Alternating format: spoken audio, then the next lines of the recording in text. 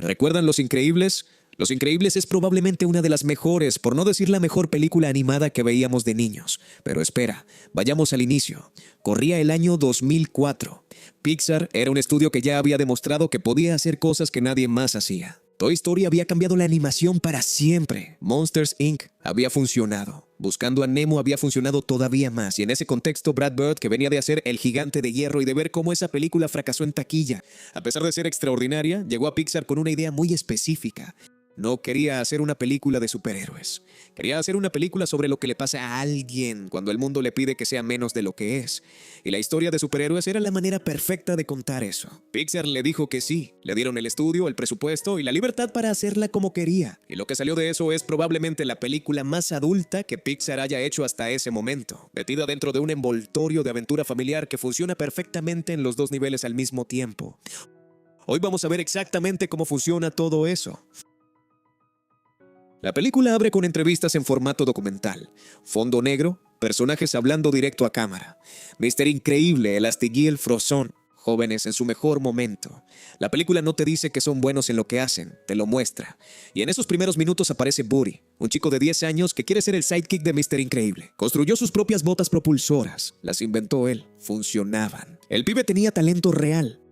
Bob lo descubre en plena misión y le dice que no puede ir con él, que los superhéroes trabajan solos, que se vaya a casa. Woody lo mira alejarse y eso es todo lo que vemos de él por ahora. 2 minutos de pantalla, pero ya está plantado todo lo que viene después. Después de eso, el sistema decide que los superhéroes son más un problema legal que una solución. Y la respuesta más fácil que encontraron fue mandarlos a todos a retiro. Vidas normales, identidades nuevas, sin trajes. No hay un villano detrás de esa decisión. Es simplemente el sistema eligiendo el camino más corto ante algo complicado. Y en el proceso destruye algo que funcionaba. Bob Parr trabaja en una aseguradora. Procesa reclamos todo el día. La silla cruje porque es demasiado pequeña para él. El escritorio también. Toda la oficina parece diseñada para alguien que no es él. Su jefe, Huff, es el tipo de persona que te explica muy tranquilo por qué no podés hacer lo correcto. Sin gritos, sin insultos. Solo con la lógica fría de alguien que prioriza los números por encima de todo. Hay una escena entre los dos que define perfectamente esa dinámica. Bob intenta ayudar a un cliente que lo necesita. Huff lo frena, le pregunta si quiere conservar su trabajo, y Bob tiene que volver a su escritorio con la mandíbula apretada y los puños cerrados haciendo exactamente lo que le dijeron. Después del trabajo, Bob pasa a buscar a Lucius, es decir, Frozone, y los dos se sientan en el coche escuchando el escáner policial, oyendo emergencias sin poder hacer nada. Cuando sus esposas llaman a preguntar dónde están, dicen que están cenando. Es una escena con algo de gracioso, pero también tiene algo de dos personas que extrañan algo que ya no existe y que no saben bien qué hacer con eso.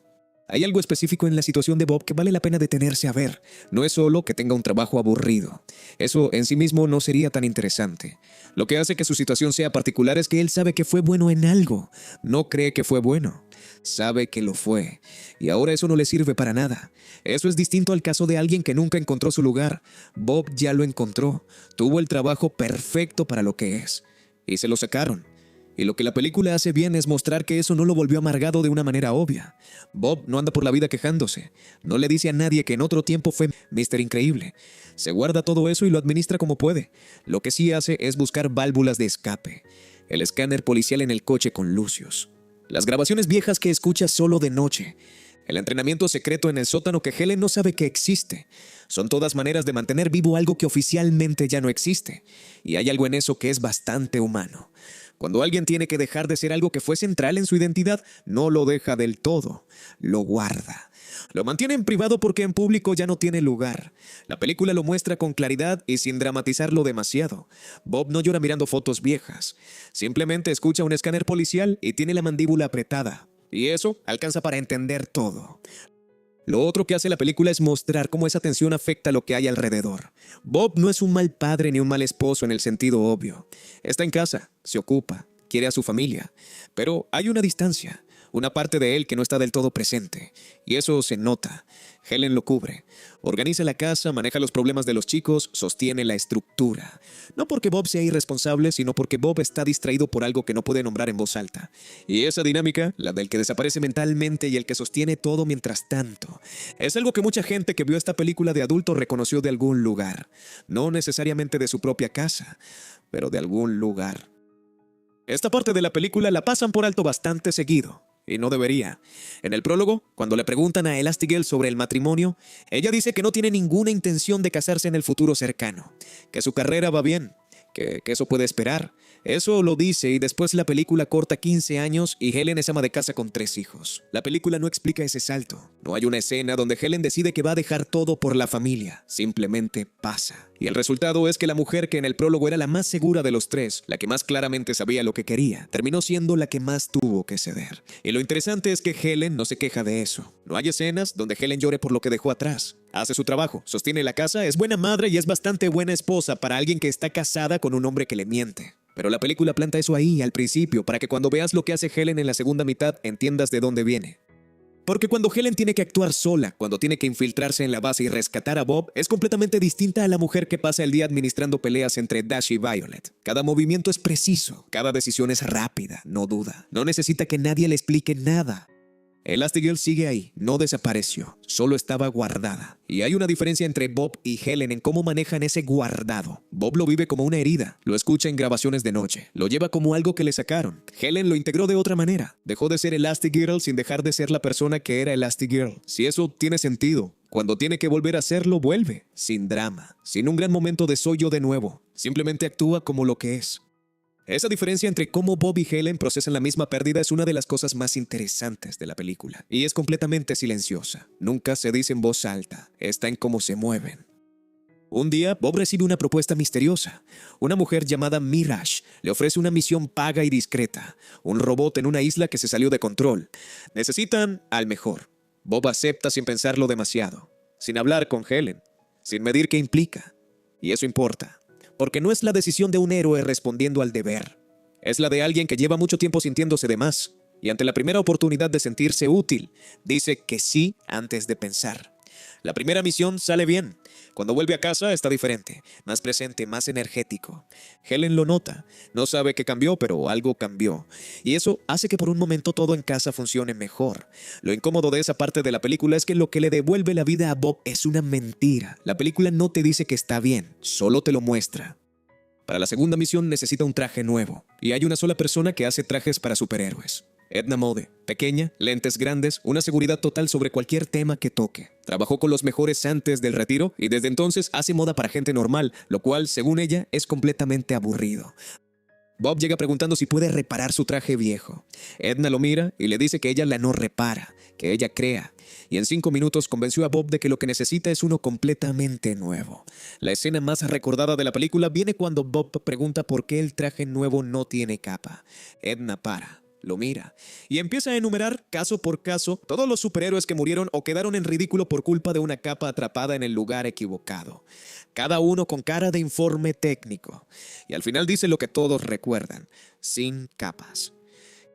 Esa escena dura 2 minutos. No tiene nada que ver con el conflicto central y es probablemente lo que más gente recuerda de la película 20 años después.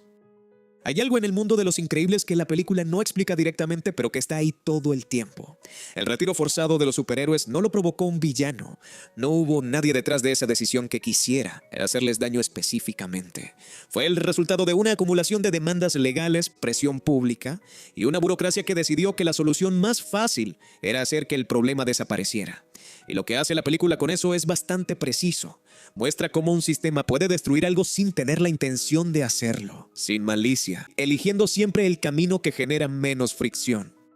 Huff no odia a Bob, le importa bien poco, solo quiere que el barco no se hunda. El gobierno no quería eliminar a los superhéroes por envidia ni por miedo ideológico, quería evitar los juicios. Son decisiones pequeñas, racionales en su propio contexto, que sumadas producen algo bastante dañino.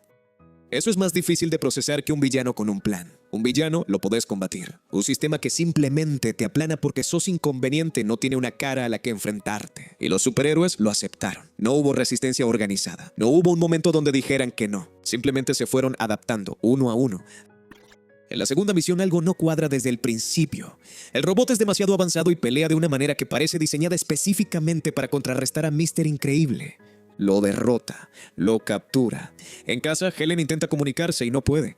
Revisa las cosas de Bob, encuentra un traje que no conocía y llama a Edna para preguntar. Edna confirma todo sin darse cuenta de que Helen no sabía nada. Le activa el rastreador del traje. Una señal desde una isla en medio del océano. Helen tiene 2 cosas encima al mismo tiempo. Su esposo está en problemas. Y su esposo le estuvo mintiendo. Las dos llegan juntas. Consigue un avión, el plan era ir sola. El plan dura exactamente lo que tarda en descubrir que Violet y Dash se escondieron a bordo. Ya están en el aire. No puede regresar. Así que les dice la verdad, les explica dónde está su papá y les advierte que lo que hay en esa isla no es como los villanos de los dibujitos del sábado. Les habla como personas capaces de manejar información real. Y entonces el avión es atacado. 2 misiles, sin armamento. Helen hace lo único que puede, envuelve a los niños con su cuerpo y les da instrucciones exactas sobre qué hacer cuando caigan al agua. Caen, sobreviven, llegan a la orilla. Bob está atrapado en una cámara electromagnética y ahí aparece el villano. Entra hablando, con la energía de alguien que lleva años esperando ese momento. Y en ese cambio de tono está todo. El niño que fue y el adulto en que se convirtió, en 4 palabras. Le cuenta el plan. Años construyendo robots cada vez más avanzados, probándolos contra superhéroes reales, aprendiendo de cada combate. El objetivo final, soltar el robot definitivo en una ciudad, aparecer él como héroe nuevo, detenerlo con un control remoto y quedar como el mayor héroe del mundo. Y después dice la frase que cierra todo el arco de su personaje. Y cuando todos sean súper, nadie va a ser. No es un villano sin razón, tiene una razón. El problema es lo que hizo con esa razón durante 20 años. La convirtió en el centro de todo. Y en el proceso destruyó a mucha gente que no tenía nada que ver con lo que le pasó de niño. La película no te pide que lo justifiques, solo te muestra de dónde viene. Hay algo que la película hace con Syndrome que es más sofisticado de lo que parece a primera vista. Syndrome no es simplemente el villano que contrasta con el héroe. Es una versión alternativa de lo que Bob podría haber sido. Pensalo así, los dos empezaron en el mismo lugar, con una capacidad que el mundo no supo qué hacer. Los dos sintieron que se les cerró una puerta. Los dos pasaron años sin poder ser lo que querían ser. La diferencia está en lo que hicieron con eso. Bob lo internalizó, lo guardó. Se volvió opaco, difícil de leer, alguien que funciona en piloto automático en la mayoría de sus relaciones. Dañó a su familia no por maldad, sino por estar permanentemente en otra parte, pero siguió siendo en el fondo alguien que quiere hacer el bien. Syndrome lo externalizó, convirtió el rechazo en proyecto. Pasó 20 años construyendo el plan perfecto para demostrar algo. Y en ese proceso dejó de tener cualquier otro propósito. No tiene amigos reales. Mirage trabaja para él, pero en algún momento del relato queda claro que es una relación puramente funcional. Todo en la vida de Syndrome que le está al servicio de esa sola cosa, probar que el mundo estuvo equivocado. Lo que la película sugiere, sin decirlo, es que hay 2 maneras de responder cuando el mundo te dice que no tenés lugar. Podés buscar ese lugar de todas formas, o podés convertir la búsqueda en venganza. Y la segunda opción, aunque produce resultados más espectaculares, vacía todo lo demás. Syndrome llegó exactamente a donde quería llegar. Tiene la isla, la tecnología, el plan. Tiene más poder que cualquier superhéroe real. Y claramente no es feliz. No porque la película lo diga, sino porque alguien que está bien con su vida no necesita pasarse 20 años construyendo una trampa para el hombre que de chico lo mandó a casa. Syndrome necesita que el momento sea sobre él y sobre Bob. Solo eso. Todo lo demás, incluyendo las personas que murieron, es ruido. Eso es lo que lo hace realmente perturbador. No que sea poderoso, sino que redujo todo a una sola historia con 2 personajes, y en esa historia no hay lugar para nadie más. Dash y Violet son la versión joven de lo que hace la película con Bob y Helen, pero con una diferencia importante. Ellos todavía están en el proceso de formarse. No tienen 15 años de represión acumulada, tienen la pregunta todavía abierta. Dash es el más simple de leer, tiene un poder que no puede usar. El mundo le pide que frene, que espere, que no llame la atención. Y él lo hace, pero con esa energía contenida de alguien que en cualquier momento va a explotar. En la escuela ya casi no puede disimular. El maestro tiene evidencia. Pero Dash no es solo chico rápido que quiere correr. Lo interesante de su arco es que en la isla aprende que velocidad sin dirección no alcanza, que puede correr todo lo que quiera y aún así quedarse encerrado en círculos si no sabe hacia dónde va. Violet es más complicada, y es la que más cambia en toda la película. Violet es invisible, no metafóricamente, literalmente. Cuando alguien le presta atención, desaparece. Cuando el chico que le gusta la mira, desaparece. Es la expresión más literal de lo que hace toda la familia. Esconderse para sobrevivir en un mundo que no está hecho para lo que son. Pero hay algo más específico en Violet. Ella no solo se esconde por obligación, como Dash que tiene que frenar en la escuela. Ella se eligió hacer de la invisibilidad su respuesta por defecto ante cualquier cosa que la haga sentir expuesta. Es un mecanismo de defensa que va más allá de las reglas familiares. Y la película no la juzga por eso, solo la muestra. y después la pone en una situación donde no puede esconderse porque si se esconde alguien sale lastimado. Cuando genera la primera burbuja de fuerza grande de verdad en la isla, en combate real, es un momento pequeño en la película, pero es el centro de su arco, porque no lo hace para sí misma, lo hace porque no había otra opción, y eso es distinto a decidir salir de la invisibilidad por voluntad propia, pero es el primer paso hacia eso, y la película lo sabe. Por eso al final, cuando Violet le responde al chico que le gusta sin desaparecer, no hace falta música ni plano dramático. Ya hiciste todo el recorrido. Ese momento de 3 segundos tiene todo el peso del arco detrás. Lo que sigue es el escape de la base. La primera vez que la familia funciona como equipo, aunque nadie lo planeó así. Cada uno reacciona con lo que tiene. No es coordinado como un equipo entrenado. Es una familia improvisando. Y eso es exactamente lo que lo hace creíble. En la cueva donde se refugian, Bob le dice a Helen lo que hizo mal, que actuó solo cuando no debía, que intentó protegerlos alejándolos y terminó poniéndolos en peligro de todas formas. Helen le dice lo que necesita de él ahora. Bob escucha. Listo, eso es todo. No hay gran reconciliación. Solo 2 personas que se dijeron lo que había que decirse y decidieron seguir adelante, que es bastante más parecido a cómo funciona eso en la vida real. Vale la pena hablar un momento del director porque Los Increíbles no se entiende del todo sin entender desde dónde la hizo.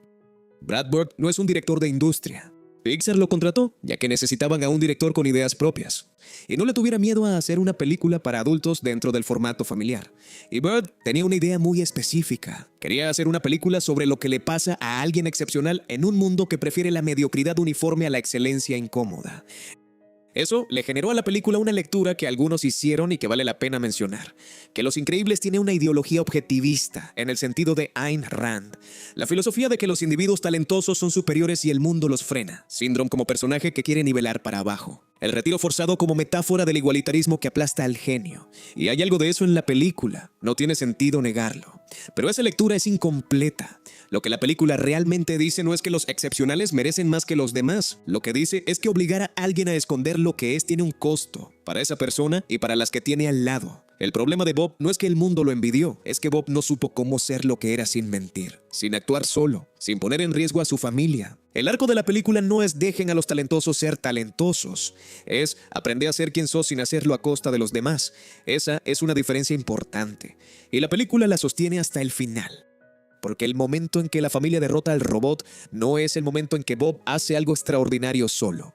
Es el momento en que los 4 funcionan juntos, cada uno aportando lo que tiene. Sin jerarquía, sin que ninguno sea más importante que el otro. Si fuera una película objetivista de manual, Bob habría derrotado al robot solo en un monólogo de triunfo individual. No es lo que pasa. Bert tenía una tesis sobre la excelencia y la mediocridad, sí, pero la película que terminó haciendo es más matizada que eso. Y es mejor por eso.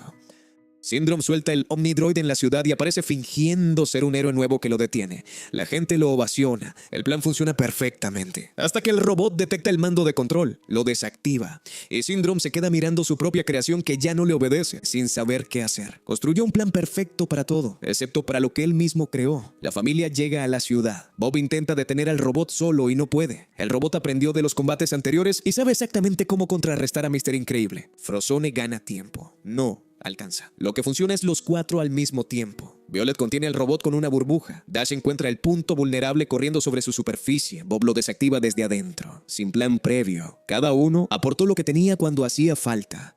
Syndrome intenta escapar y llevarse al bebé Jack Jack como venganza. Y ahí la película hace algo que nadie espera la primera vez. Jack Jack no es el único de la familia sin poderes. Jack Jack tiene todos los poderes. Metal, fuego, cosas para las que no tenés nombre. Syndrome no sabe qué hacer con eso. Lo suelta. Bob lo atrapa. Syndrome huye hacia su cohete. La capa se engancha en la turbina. Exactamente como Edna explicó que pasaría, sin capas. Jack Jack merece un momento aparte porque lo que hace la película con Lee Penel es bastante más inteligente de lo que parece. Durante toda la película, Jack Jack es el único miembro de la familia que aparentemente no tiene poderes.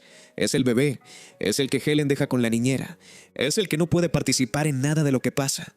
El detalle simpático al margen de la historia principal. Y entonces, en el último acto, la película revela que Jack Jack no solo tiene poderes, tiene todos los poderes, o algo parecido a todos. La capacidad de transformarse en cualquier cosa de manera completamente impredecible. ¿Por qué funciona eso? Primero, porque es la sorpresa más limpia de la película. No hay pistas que lo adelanten de manera obvia. El giro no se siente forzado porque el bebé estuvo ahí todo el tiempo y nadie prestó atención. Pero hay algo más. Jack Jack es el único miembro de la familia que creció completamente sin la presión del retiro. Bob y Helen son adultos que tuvieron que esconderse. Violet y Dash crecieron en un hogar donde los poderes eran algo a ocultar. Jack no sabe nada de eso. No tiene 15 años de represión. No aprendió que tiene que disimular y resulta que es el más poderoso de todos. La película no lo subraya porque no necesita hacerlo. Pero la lectura está ahí. Lo que se reprime se atrofia. Lo que crece sin miedo se expande en todas las direcciones. Los Increíbles salió en 2004. Han pasado más de 20 años y sigue siendo una película que la gente cita, recomienda y vuelve a ver. ¿Por qué? La respuesta fácil es que está bien hecha. La animación aguantó el tiempo mejor que muchas películas de la época. La música de Michael Giacchino es excelente. El ritmo narrativo es preciso. Todo eso es verdad. Pero hay películas bien hechas que desaparecen. Lo que hace que Los Increíbles siga siendo relevante es que habla de cosas que no envejecen. La tensión entre lo que sos y lo que el contexto te permite ser no es un problema de 2004, es un problema permanente. Cada generación lo experimenta de una manera distinta, pero la experiencia central es la misma. Tenés algo. El mundo no tiene lugar para eso. ¿Qué haces? Y la película no da una respuesta fácil. No dice, sé vos mismo y todo va a salir bien. Dice que ser honesto sobre quién sos tiene un costo, que ese costo vale la pena, pero que tiene que asumirse de una manera que no destruya a los que están al lado. Eso es una respuesta adulta a una pregunta real, y eso no envejece. Lo otro que la película hace bien es que los personajes no son símbolos. Bob no es la represión de la excelencia. Es un tipo específico, con gestos específicos, con maneras específicas de fallar y de acertar. Cuando algo le funciona, se nota que le funciona a ese tipo en particular. Cuando algo le falla, se nota que le falla a ese tipo en particular. Esa especificidad es lo que hace que la película se pueda volver a ver. Porque cuando la ves de nuevo, no estás viendo un argumento. Estás viendo personas. Y hay algo más que vale mencionar. La película confía en el espectador. No explica sus temas. No tiene un momento donde un personaje dice en voz alta, esto es sobre identidad o esto es sobre aceptación. Las ideas están ahí disponibles, pero la película no te obliga a procesarlas. Podés verla completamente como una película de acción y te va a gustar igual. Eso es una forma de respeto al espectador que no todas las películas tienen y que hace que 20 años después la gente siga encontrando cosas nuevas cada vez que la ve. Lo que pasa al final no es que el mundo cambie de golpe, es que cada uno de ellos cambia un poco. Violet va a la escuela. Cuando el chico que le gusta la saluda, lo mira directo y responde, sin desaparecer, sin esconderse. 3 segundos, sin discurso. Eso es todo su arco. Dash compite en una carrera. Llega segundo porque Helen le pidió que no ganara por demasiado margen. Y está bien con eso. No porque le guste perder, sino porque pudo correr de verdad, aunque sea con límites que él mismo eligió respetar. Y Bob vuelve a casa diferente, no porque todo esté resuelto ni porque el mundo sea perfecto, sino porque dejó de actuar como si pudiera manejarlo todo solo, y eso hace diferencia. Los Increíbles es una película que te da cosas distintas dependiendo de cuándo la ves. De niño la ves como aventura de superhéroes. Es entretenida, los personajes te caen bien, tiene acción y humor y con eso alcanza. De adulto empezás a ver otras cosas. Ves a un hombre que no sabe cómo hablar de lo que le pasa y que por eso toma malas decisiones. Ves a su esposa sosteniendo todo sin que nadie se lo reconozca, que renunció a algo sin que nadie se lo pidiera explícitamente, que simplemente un día decidió que era necesario y lo hizo y siguió adelante. Ves a 2 adolescentes aprendiendo a vivir con algo que los hace diferentes en un mundo que preferiría que fueran normales. Y después, si seguís mirando, empezás a ver el sistema que produjo esa situación. No el villano, el sistema. La suma de decisiones pequeñas y racionales que terminaron aplastando algo que funcionaba. Sin malicia, sin plan. Solo con la lógica del menor esfuerzo aplicada constantemente. Y ves a Syndrome, que no es un monstruo, sino alguien que tomó una herida real y la convirtió en el único proyecto de su vida. Y terminó siendo menos libre que cualquiera de los que tenían poderes. Nada de eso se resuelve con una batalla, se resuelve con decisiones pequeñas, con hablar, con dejar de actuar solo, con aceptar que las personas que tenés al lado pueden ayudarte si les dejas. No es el mensaje más espectacular, pero está bien puesto. Está puesto de una manera en que cuando sos chico simplemente no lo ves, y cuando sos adulto sentís que siempre estuvo ahí. Eso no es fácil de lograr. Requiere saber exactamente qué quieres contar, y no desviarte de eso en ningún momento. Requiere confiar en que la audiencia va a encontrar lo que escondiste sin que tengas que señalarlo. Requiere que cada escena esté haciendo al menos 2 cosas al mismo tiempo, y que ninguna de esas cosas se sienta forzada. Los Increíbles lo hace bien. Película tras película han intentado replicar esa fórmula y la mayoría no llegó ni cerca, porque no es una fórmula. Es tener algo real que decir y encontrar la manera exacta de decirlo. Eso es todo. Si llegaste hasta acá, gracias. Si te gustó el video, no te olvides de darle like, suscribirte y nos vemos en el próximo.